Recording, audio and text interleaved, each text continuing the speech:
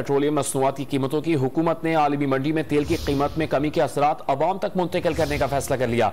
वज़ीर-ए-आज़म शहबाज शरीफ ने समरी तलब कर ली है। कल से कीमतों में कमी का इम्कान है। वज़ीर-ए-आज़म शहबाज शरीफ ने अपनी ज़ेर सदारत इजलास में मुतालिका वजारतों को तेल की कीमतों में कमी की समरी भिजवाने का हुक्म दिया। वज़ीर-ए-आज़म ने इजलास से खिताब में कहा कि अवाम ने कुर्बानी दी, इसका पूरा फल भी इन्हीं को मिलना चाहिए।